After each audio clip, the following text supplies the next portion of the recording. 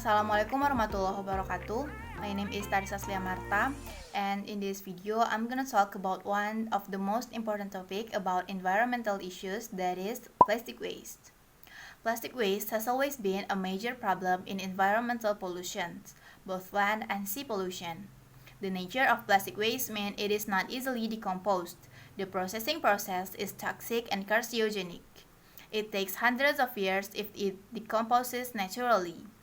The existence of plastic waste, if not managed properly, has the potential to pollute and harm the ecosystem in the future.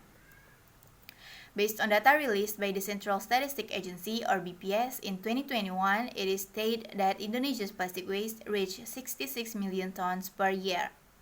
A study by the Indonesian Institute of Sciences or LIPI estimates that around 0.26 million to 0.59 million tons of this plastic flow into the ocean every year.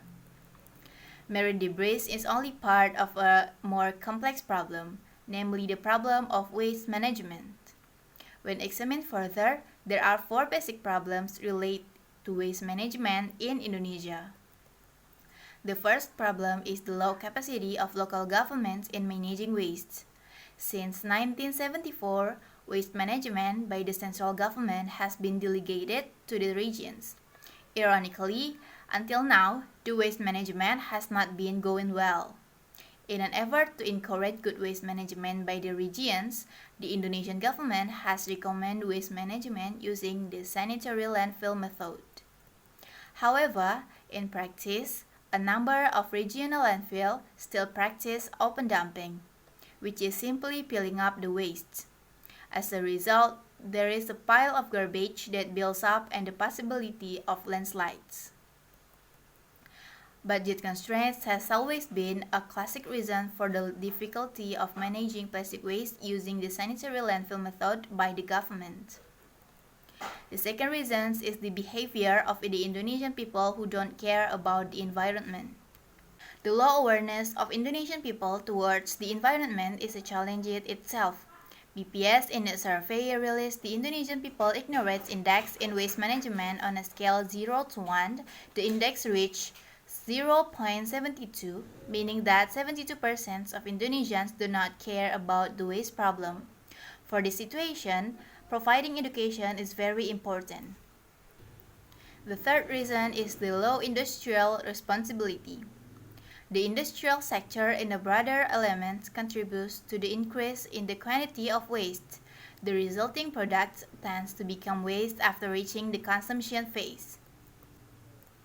Supposedly, industry players should start thinking about producing products that don't just stop at post-consumption, but also have to start thinking about products that can reach the after-consumption sector. This means that the industrial sector must look for the alternative to products that can produce waste in the future. At least the products produced in the after-consumption phase can be decomposed properly and quickly in the environment. The fourth reason is regulatory issues. In fact, the existence of this regulation tends to be ignored. The local governments, as an extension of the central government in the regions, fail to properly translate and regulations and even seem to ignore the law. Reflecting on the data that the levels of waste management in Indonesia has only reached 32%, it becomes a big job for all of us related to waste management now and in the future. There is about 68% of waste that entered and pollutes the environment today. If it's not addressed immediately, this number may continue to grow. It feared that existence of waste will be a catastrophe passed down to the future generation. To tackle plastic waste, it cannot only be came by the government. As a community, we must start thinking about simple efforts that can be made, such as starting to get used to caring the environment by not littering, using recycled materials, sorting waste, and providing education to families, relatives, and the environment where we are.